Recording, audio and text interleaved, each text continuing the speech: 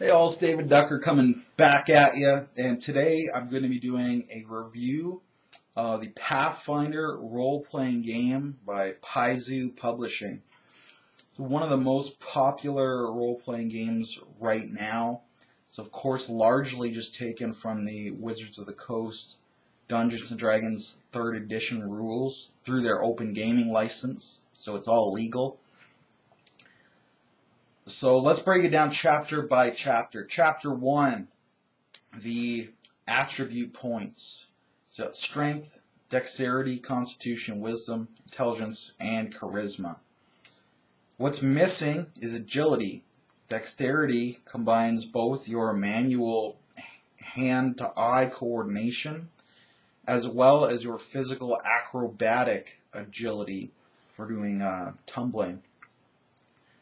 This makes dexterity by far more powerful than the other stats, except perhaps charisma, but you tend to use charisma so much less, no one notices. So dexterity and theoretically charisma are by far more powerful than the other stats. So that's a problem right there. But it's not a completely enormous problem when balanced against the benefits of the system, in my opinion. Of course, it does fall apart. You know, D20 Modern will show you how it can fall apart when you're just using those 6 stats. But it's acceptable. It's a little below what it should be, but it's acceptable. Next chapter, races. So the core book provides you with humans, elves, dwarfs, hobbits, gnomes, as well as half-orcs and half-elves. So right off the bat, half-orcs, half-elves. They have no unique culture. Whoosh! Gone! To the ground with you. Because I need some unique culture. If I'm buying your book, I'm buying it for writing, so I don't have to write myself. So we're left with the other 5 here. Gnomes get more flavor than they have in other books. I still don't like them. They're even more comedic here, which is the exact opposite of where I think they should go. So I hate the gnomes. So for me, that just leaves me with humans, elves, dwarfs, and hobbits. Which I'd say that's quite subpar for the number of races that I want. I want a lot more than that. So I'd probably only give them like a C rating for their races, because they waste space with 2 races that have no culture. Why not just say how to make half-breeds? Do that you could do that in the same amount of space, and then you open up all these options of like a half-dwarf, half-hobbit, or a half-gnome, half-elf, or what have you. And if you're going to have half-orcs, why not just have orcs as well, which are missing from this book, sadly. So a C rating for the races section. Next is classes. I believe there are 9 base classes. There's a barbarian, ranger, monk, fighter, paladin, as well as druid and cleric, and wizard, sorcerer, and rogue, bard. So this is probably everyone's most and least favorite part of the book. Sometimes at the same time. Like for me, it is both my least favorite and my most favorite part. We'll give it the negatives first. That the classes are so specific, they're so oddly pigeonholed, that I often can't build the character I want.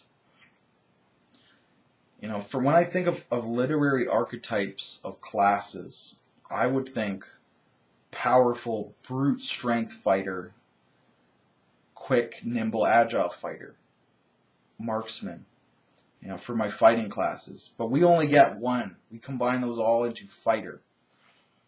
So it's good that the fighter's so broad and generic. It's easily the best class because of that. But I kind of wish there were those more options for me. Then when I look at my skilled characters, I think to myself, literary examples would be the sneaky, stealthy rogue, the charismatic con artist, trickster rogue, and the technical lockpick, safe cracker, trap master rogue. So they've taken those three archetypes and combined them all into one as well, which is just called the rogue. But whereas the fighter can do any of its three jobs, the rogue has to do all of its three jobs. So whereas with the fighter you could say, okay, I'm big and brawny, but I am not agile and I can't shoot with a bow. Now you're customized and you're dynamic. But the rogue says, oh, I'm not only this, but I'm also that and that. So, wow, now you're so pigeonholed. It's such a narrow class. You have to have trap finding. You have to have sneak attack. So it's like, oh man, making a character who has both trap finding ability and a sneak attack ability, who's good with traps and fighting, that's so pigeonholed to me. And you don't have a generic skill class. You don't have a dedicated class for charisma. You don't have a dedicated class for stealth either, or for lock picking, safe cracking, all the technical abilities. There's some overlap, but it always ends up with so much on the one plate that it's not unique and focused the way you want. Because you could say that the bard, for example, has charismatic ability, and he does. But he also has knowledge, bardic knowledge. So he's a historian and a scholar. But he also has magic, and he also has music. So again, it's so many things on one plate. It's so pigeonholed and so specific. If you come in with your own unique idea, you're not going to find a way to do it. So let's move on to the other literary archetypes, which would be the white mage and the black mage, the healing, protecting, buffing character, and the blasting, cursing, summoning style character. So these are broken up into, let's do the white mage first. You get cleric as the closest example. Now clerics have to be divine. They have to draw their power from a god. So you can't just have mystical healing ability. You have to have holy healing ability, which is pigeonholing, unfortunately. And the actual cleric class, not only does it have to be divine to get this healing, but you have to have heavy armor. So you don't have a generic priestly class. You have a warrior priest, because they have armor. And you have another warrior priest also, which is paladin, and they kind of step on each other's toes and overlap in odd ways. So the cleric, again, is so pigeonholed by the armor, and you never do get a white mage that's a pure white mage in the literary sense. And then the other archetype I mentioned, the black mage. Now here's where the system can really shine, because there's so many options. Both the wizard and the sorcerer are excellent black mage archetypes, and they each have at least 8 subcategories.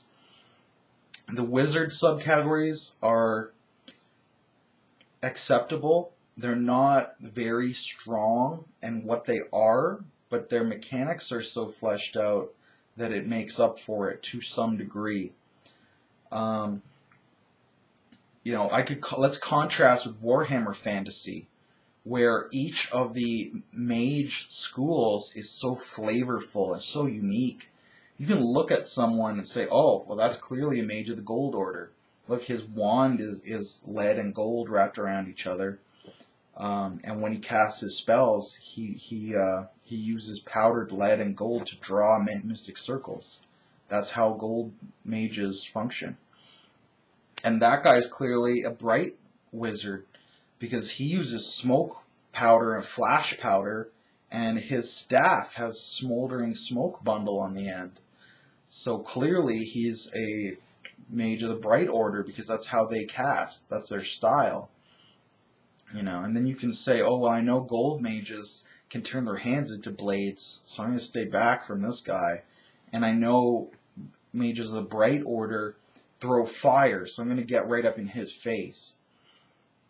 So there's so much flavor you pull out of that versus the Pathfinder way of doing it, where, you know, oh, he's he might be a transmuter. How do I know that? How does a transmuter look different from an abjurer? How does a transmuter cast differently from a transmuter? It's not in there. There's no flavor for differentiating them, other than to differentiate a wizard from a sorcerer, and even then there's not much. And but there are mechanical differences. It's just they're not story based. They're all mechanically based, which is unfortunate. It's good that there are differences. I wish they were story based though, so I could narrate them instead of just do them. And then we look at sorcerer. Sorcerer is other than fighter, it's probably the strongest class in terms of flavor and in terms of flexibility, because you get to pick a bloodline, a creature that you're descended from that gives you this magic power. So maybe a devil or an angel or a dragon or a fairy. Their blood is flowing in your veins, and that's how you get your spell casting ability. Now you get some flavor. Now you get some storyline potential. But it comes at the expense of the specialization of the schools. So where in Warhammer a bright mage can use fireballs, a gold mage can't use fireballs at all. He just can't. That's not his school of magic. And vice versa, a bright mage can't turn his hands into blades. He just can't. That's not his kind of magic. Whereas in Pathfinder, it doesn't really restrict you from just picking up other people's spells. So you could be like, oh yeah, I'm an illusionist. Lightning bolt. And you're just like, how did you do that? I thought you were an illusionist. And I'm like, oh yeah, but Pathfinder doesn't enforce that I have to just be an illusionist. So I'm power gaming, and I'm not. And it's really dilutes your flavor again, because you want to be as different as possible from everyone else. You know, if I'm playing an abjurer, I want him to be different from all the other spell schools, and I even want him to be different from other abjurers. I want that much flexibility. And, you know, Warhammer gives you that. And Pathfinder just doesn't. So those are all the negatives. So you either get this really tight pigeonhole with like something like the Ranger, who's the most pigeonholed of all, or you're too broad with the Fighter. So he's just so incredibly broad. There's no uniformity to the classes, and so many concepts are just lost that you just can't do, unfortunately.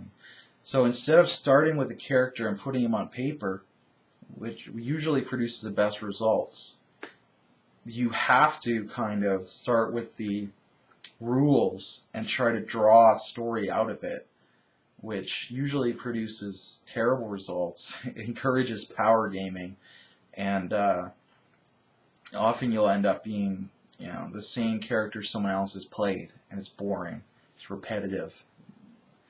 So that's unfortunate. Now, what are the good sides of their class system, though?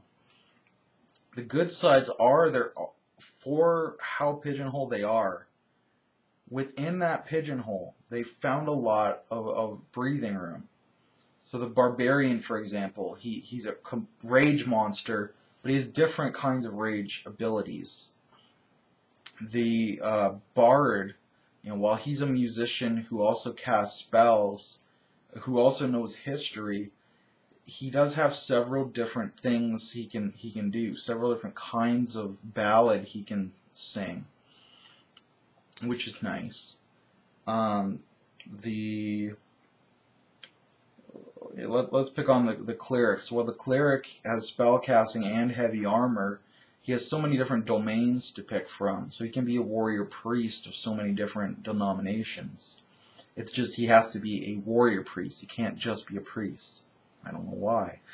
And same thing with the wizard, where you can pick your sub school, and if you do it right, like when I play like anything like a diviner, each level I'll only take 1 or maybe 2 spells. So I only know a couple of spells, but now I've developed my signature style, so everyone knows, oh, this is his style. This is what he can do.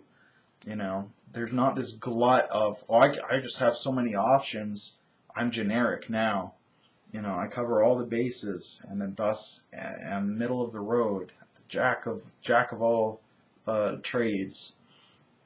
Although with the rule set you become the master of all trades. That's just as boring as the jack of all trades, because you don't get unique style. I want unique style.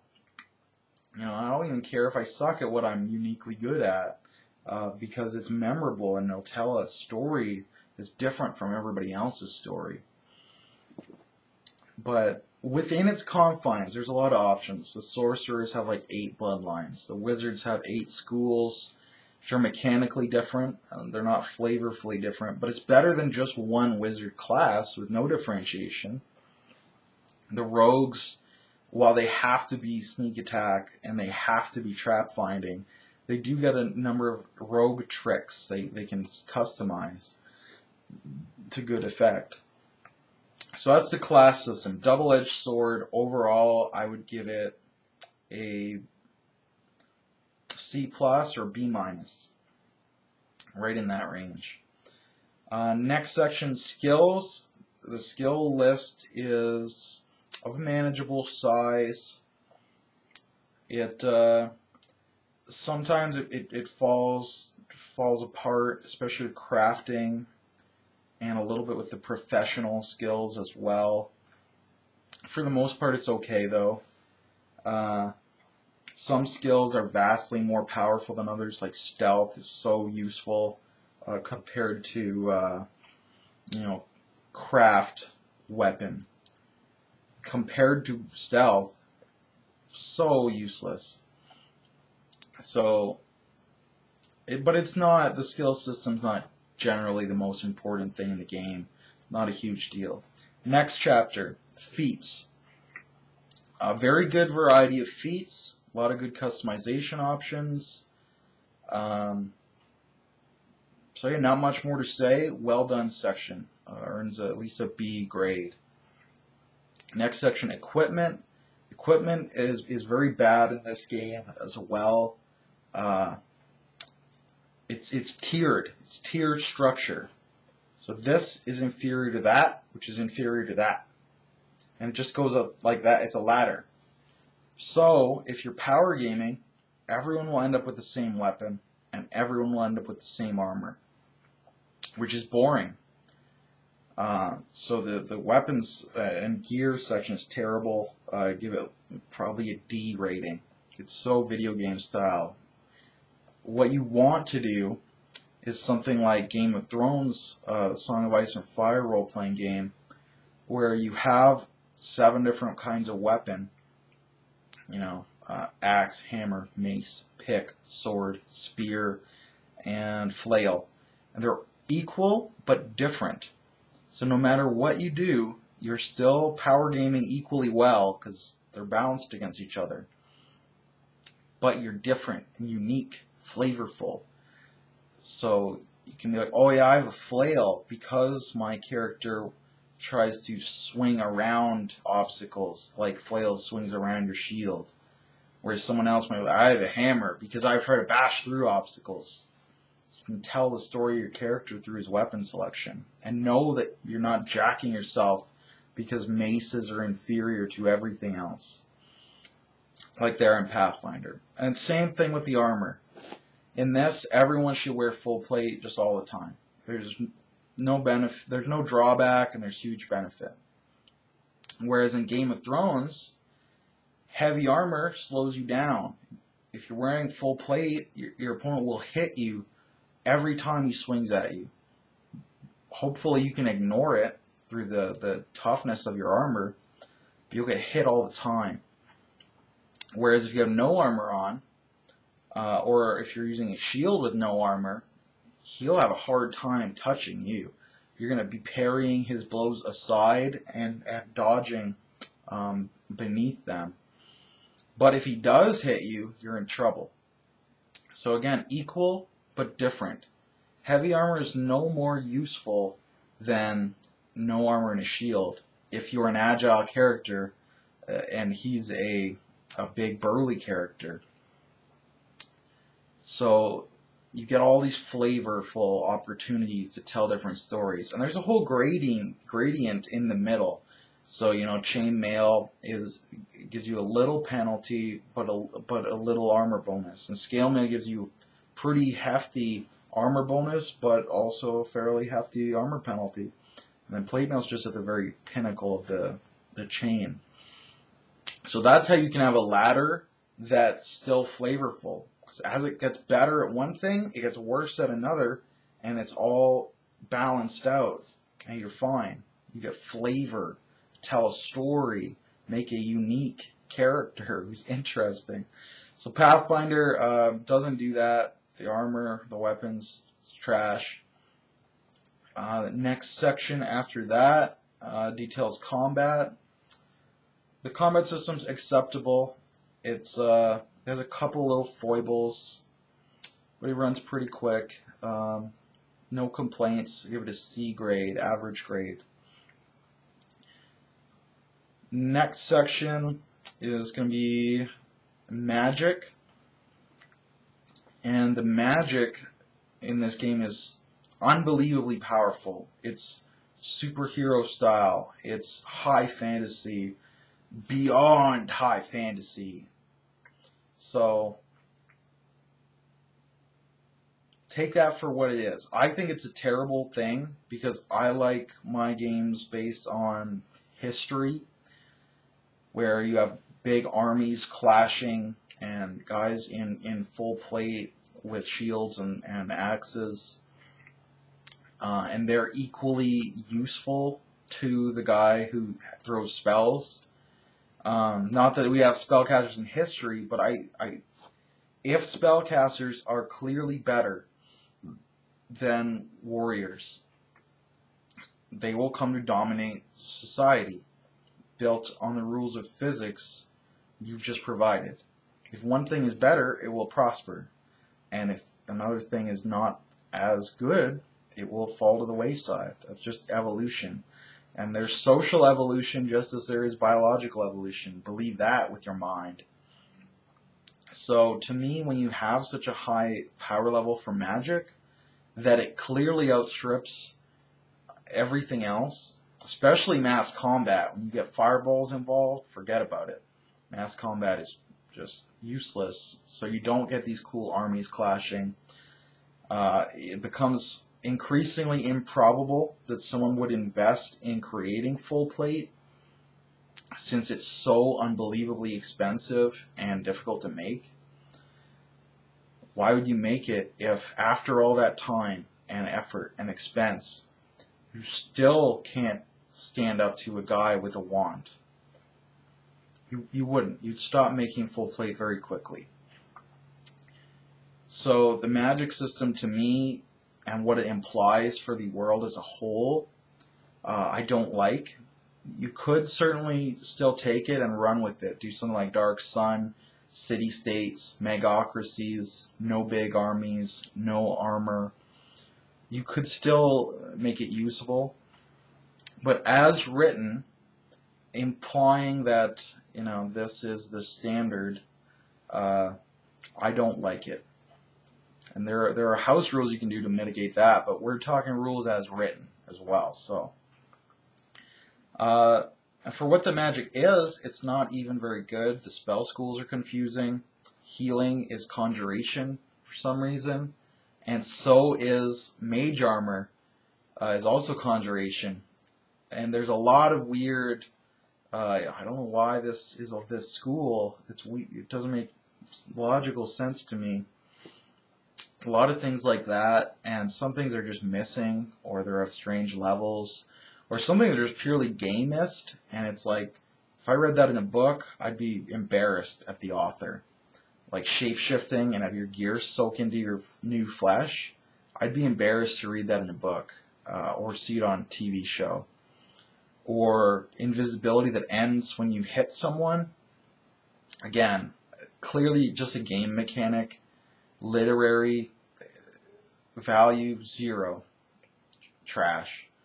But there are some spells that are actually useful as well. So overall, I'd give the magic system maybe C+, B-, that kind of area. I don't like it, but its technical execution is not terrible. It's a little iffy, but it's not terrible. Then it moves on. There is a magic items section in this book as well, which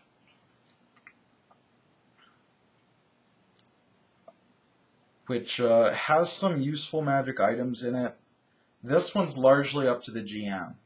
So it provides you with this smorgasbord of magic items, and it's largely up to the GM how you want to portion them out, parcel them out. So I'll just rate it on a technical standpoint. I would say solid B level magic items. Good job.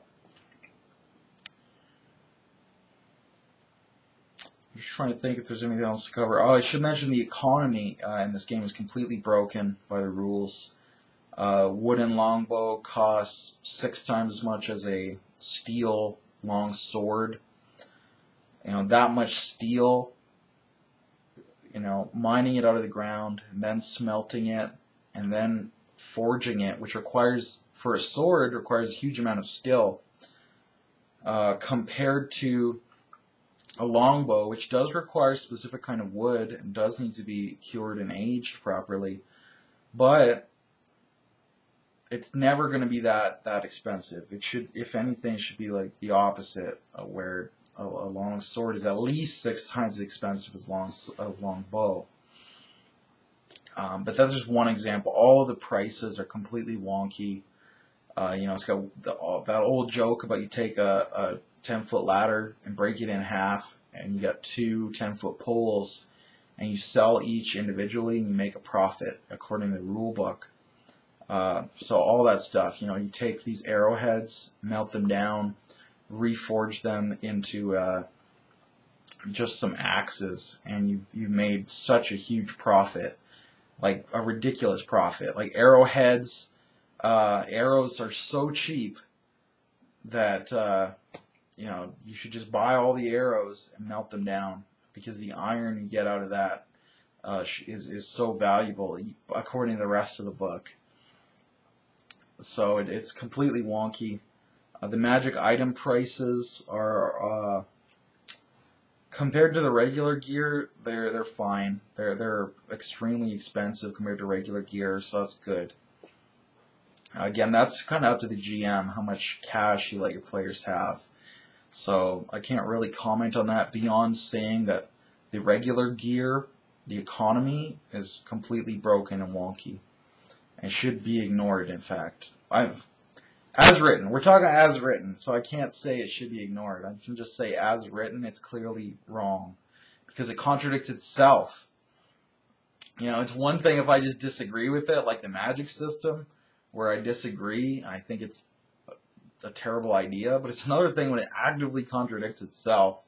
Then it's clearly wrong. I can actually say that without anyone getting offended. So I think that's pretty much the whole book. So it provides virtually no setting details. which again, for a book that's got so many pigeonholes and so many weird like spell classes and omitted spells and such specific parameters.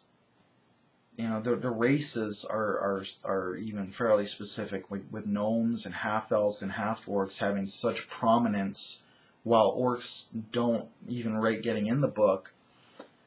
It all implies so much specific setting. Like, it's not generic. Because if it were generic, I could make, you know, my fast talking rogue, and he wouldn't have trap finding and sneak attack. Or I could make my white wizard who draws on arcane energy to heal people and shield himself. Where in this, an abjurer can't use mage armor, and he can't heal people. So, again, it's so specific, all the pigeonholes, and yet there's no setting to tie it together and explain why. Look at, there's the monk, for example. If you only get 10 classes, and one of them's the monk, so this character type is so prevalent in your world that it's of equal prevalence to barbarians, to fighters, to rogues, that they're all of equal prevalence. That's such a wonky world. And I'm not saying that's bad. I'm just saying I'd love to read about this world so I can understand why you chose these rules. Why, you know, the monk is there right next to a barbarian, right next to a paladin, right next to a fighter, and why the fighter's so generic and the ranger's so specific. Just why did all these things happen? I don't know why, because there's no setting detail. And from the rules, it seems to imply that magic is so much more powerful. You compare the ability of a 6th level wizard to a 6th level anything else. Or, you know, again, to a 12th level wizard compared to a 12th level anything else. Or an 18th level wizard. So for you know, 75% of the game, of the level progression, wizards and sorcerers will just crush everything, especially wizards. So to me, this implies a strong megocracy if you logically built a world with these laws of physics. But there's also monks, and there's also armor, and you know, it's very weird. So I'd love to see their justification for this, and the setting built logically with this, and the setting that created this so that it should be logical there. So that's kind of my final you know, post ramble about it, that it's so weird and wonky and so far from generic. Some people say it's generic, and I'm like, really? Generic? I can't make a fast-talking rogue, but I can make a hunter with an animal companion who casts magic and is good at 2-weapon fighting. So all those 4 pigeonholes are inextricably tied together, but separating out the one element of fast-talking rogue. Can't do that. And you say it's generic? Really? But anyway, overall, I'd give the book probably a B rating.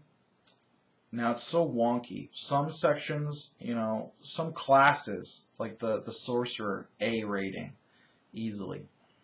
And some things are just terrible. Like the weapons, that's a D. That's a failure right there. So it's a huge mishmash. So you're going to get a lot of different opinions on it because it's so weird and specific. But overall, I would give the book a B rating. I do get value out of it, and I have played it before. I may play it again as well. So those are my thoughts on Pathfinder. I'd love to hear your thoughts on it in the comments below. You know, why did they do certain things? What do you like? What do you dislike? How have you used these things before?